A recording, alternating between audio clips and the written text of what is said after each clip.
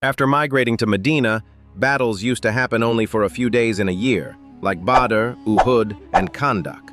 So what did the Muslims of Medina do for the rest of the year? Business. Before Hijrah, Medina was divided into three parts: the Aus, the Khazraj, and the Jews.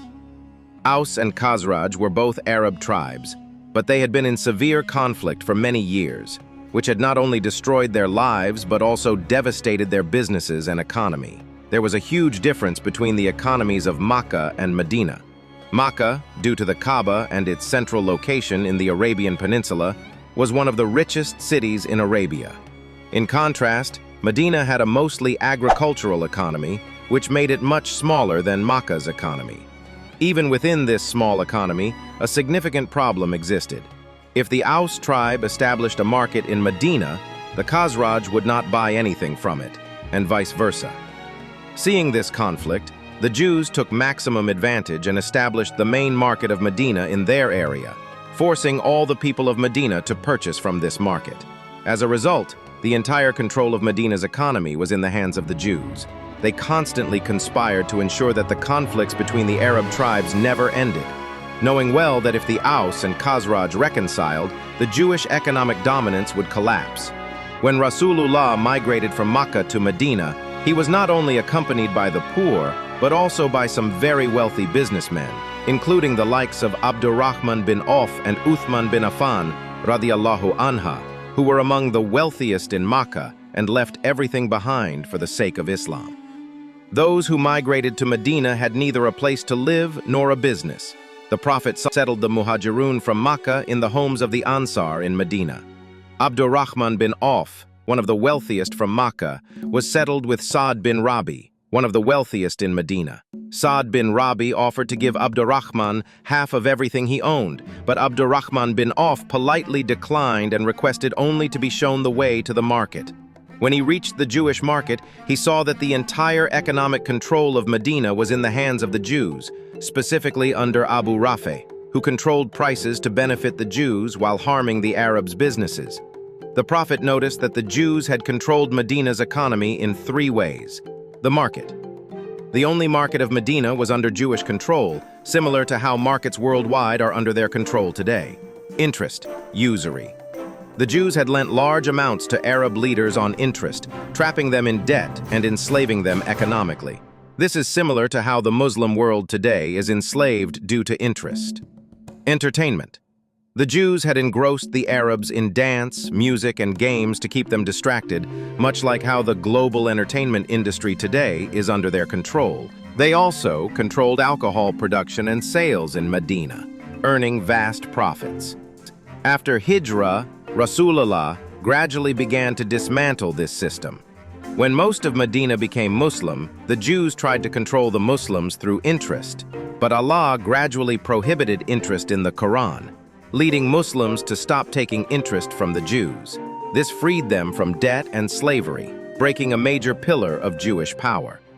After accepting Islam, the Muslims of Medina ended their old ignorant practices, and as the Quran gradually prohibited alcohol, all Jewish bars and entertainment centers shut down, not through force, but simply because Muslims stopped visiting them, eliminating another major income source for the Jews. Now Rasulullah had two options: either fully boycott Jewish markets and products, or establish a new market in Medina that would eliminate the power of the Jewish market based on merit. The Prophet chose to establish a new market near Masjid Nabawi, which he personally supervised. This market was modernly organized, with wide spaces allowing 2 camels, or in today's terms, 2 cars, to pass between the shops, unlike the congested Jewish markets. The Prophet established a proper policing system in the market to prevent oppression, a registry system for all trades to ensure fairness. Since the Jews had distanced the people of Medina from business, the locals were not very interested in trading. To motivate them, the Prophet said that engaging in business in this market was like striving in the path of Allah, jihad, equating business with jihad. Consequently, Muslims began to work hard in business just as they fought in Abdur, Uhud, and Khandaq, and the Prophet emphasized that the best wealth is that which one earns through their own hands, inspiring many youth to engage in trade.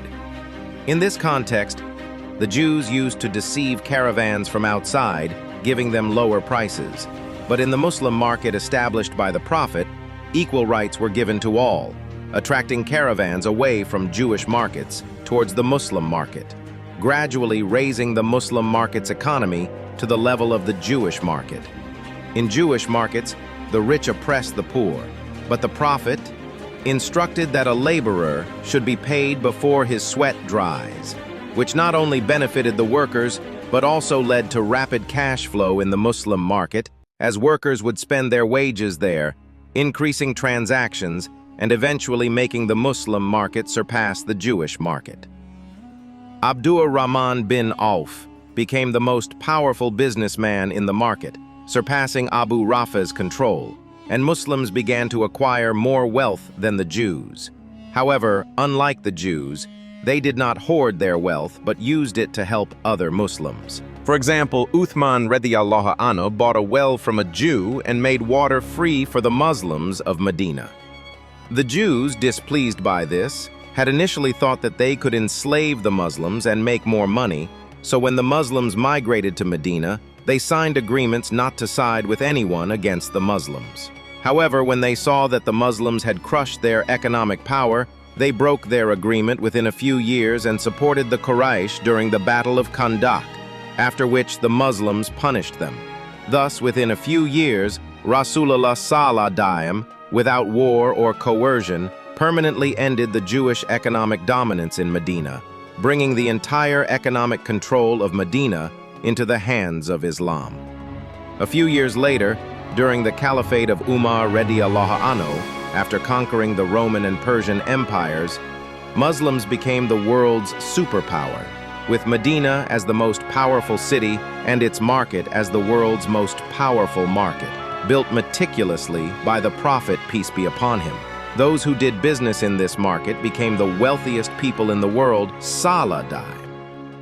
During Umar's era, when Medina's market reached its peak and became challenging to manage, Umar radiyallahu anhu appointed a woman, Shifa bint Abdullah, as the market controller, later making her the health minister of Iraq, showing that women had an important role in the administration of the Muslim empire. Gradually, the traders from Medina spread across the world, conducting business using the principles taught by the Prophet, peace be upon him, which inspired many to embrace Islam. For example, Indonesia, the world's largest Muslim country, became Muslim-inspired by Muslim traders. Today, the Jews still control the world using those same three methods, and breaking this control is among the greatest sunnahs of Rasulullah.